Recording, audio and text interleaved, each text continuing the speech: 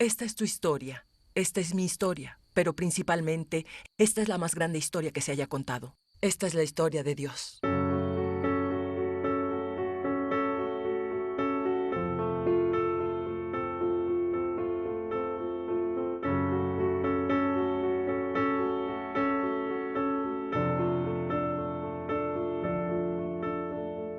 De nuevo comenzó Jesús a enseñar a la orilla del lago. La multitud que se reunió era tan grande que él subió y se sentó en una barca que estaba en el lago, mientras toda la gente se quedaba en la playa.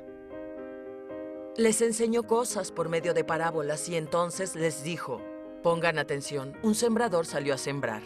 Sucedió que al esparcir la semilla, una parte cayó en el camino, llegaron los pájaros y la comieron. Otra parte cayó en terreno pedregoso, sin mucha tierra. Esa semilla brotó pronto, porque la tierra no era profunda. Pero cuando salió el sol, las plantas se marchitaron y por no tener raíz, se secaron. Otra parte de la semilla cayó entre espinos que al crecer la ahogaron, de modo que no dio fruto. Pero las que cayeron en buen terreno, brotaron, crecieron y produjeron cosecha que rindió el 30, el 60 y hasta el 100 por uno. Jesús añadió: el que tenga oídos para oír, que oiga.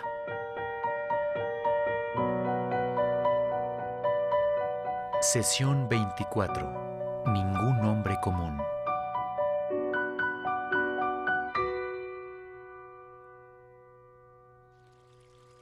Una mañana, hace varios años, me encontraba en la cama, permaneciendo en un estado entre dormido y despierto, recostado sobre mi lado derecho. De pronto tuve la sensación de que un bicho se había metido en mi oído. Al instante escuché dentro de mi oído un ruido intenso y rasposo. Salí de un salto de la cama y corrí al baño, me miré al espejo y sacudí la cabeza violentamente como cuando lo haces para sacar el agua. Mi esposa entró corriendo al baño y me preguntó: ¿qué te pasa? Yo grité: creo que tengo un bicho en el oído. Luego ella hizo que inclinara mi cabeza hacia un lado, me puso unas gotas de algo adentro y luego me dijo: si hay un bicho en tu oído, esto se encargará de él. Parece que así fue. Para ser honesto, no estaba seguro de que fuera un bicho para empezar. Tal vez solo se trató de un sueño o más bien una pesadilla. Sin embargo, mi esposa me sacó una cita con el doctor para la mañana siguiente. Me pasé todo el día pensando en lo tonto que resultaba todo el asunto. Yo estaba bien. Llamé a mi esposa y le pedí que cancelara la cita con el médico. Esa noche me fui a dormir. Cuando me recosté del lado derecho, ese sonido intenso y rasposo apareció de nuevo. Ahora sí estaba asustado. No podía ser un bicho. Los bichos no trabajan por turnos. Le dije a mi esposa que llamara al doctor de inmediato y viera si aún podía darme esa cita. Ella dijo: nunca la cancelé. Es una buena esposa y sabia que me ha mantenido con vida por más de 30 años. Cuando fui al doctor al día siguiente, me revisó el oído y acto seguido colocó en él una manguera que lanzó violentos chorros de agua adentro. Luego sacó la manguera e introdujo un par de pinzas. Después de 15 minutos, estoy seguro, sacó un bicho, una tijereta. Un nombre muy apropiado para esa criatura. El doctor dijo que el bicho hubiera salido solo, pero cuando Rosanne puso las gotas en mi oído, lo ahogó. Luego, cuando me acosté del lado derecho, el insecto ya muerto se recargó contra mi tímpano. Esto hace que la frase «voy a tener que ponerte un bicho en el oído» alcance otro nivel, al menos para mí. En este capítulo, Jesús, el maestro, el rabí, lo expone así: el que tenga oídos para oír, que oiga. Mateo 11:15. Lo que estoy a punto de decirte es extremadamente importante, dijo Jesús. Pon atención. Jesús es el maestro de maestros. El enfoque de su enseñanza era el reino de Dios. Jesús quería darnos una visión y enseñarnos principios sobre cómo vivir la vida en el reino de Dios.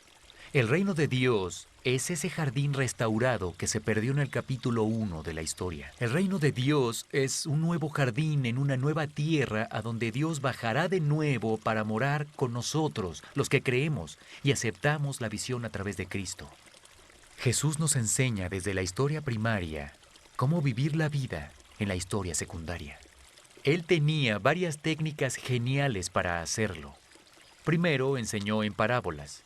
Las parábolas son historias inspiradas en la naturaleza o la vida diaria, a fin de ayudarnos a entender un principio más grandioso. Uno de los temas favoritos de Jesús eran las cosas que un agricultor pudiera entender, porque muchas personas en esos días eran agricultores o pastores. Este era un mundo que ellos entendían.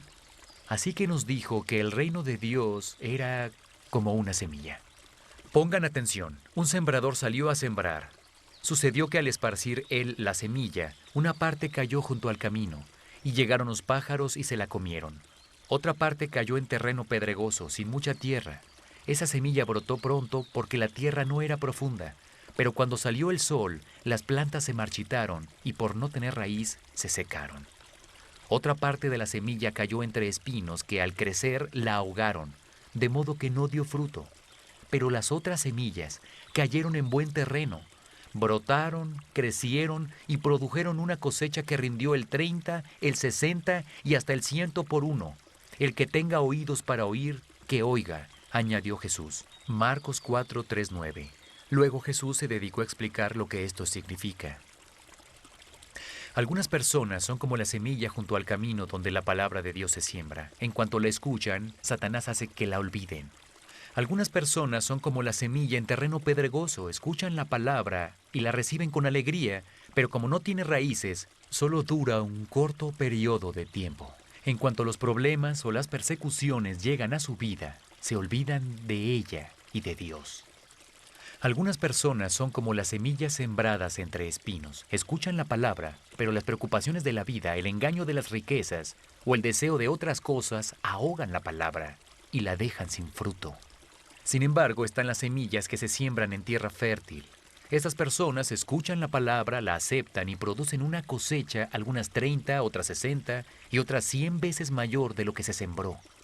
Yo no soy agricultor, pero entiendo todo lo que Jesús está diciendo y resulta muy acertado según mi experiencia con la palabra de Dios.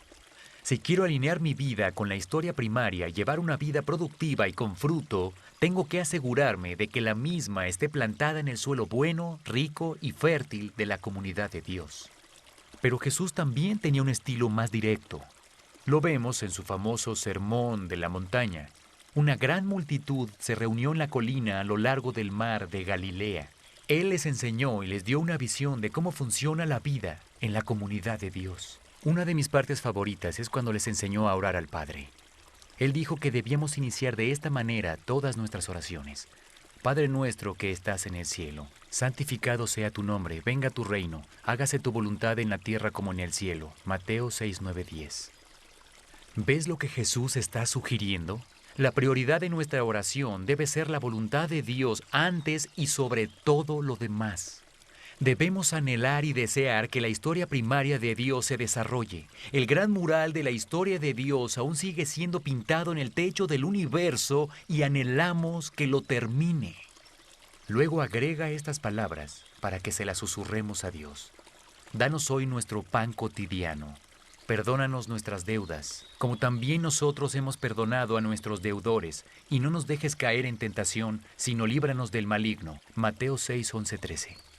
Estas son las cosas de la historia secundaria. Tenemos hambre, necesitamos el pan diario, guardamos rencores y experimentamos tropezones hacia la tentación. Así que le clamamos a Dios que nos encuentre en la historia secundaria, y Él lo hace.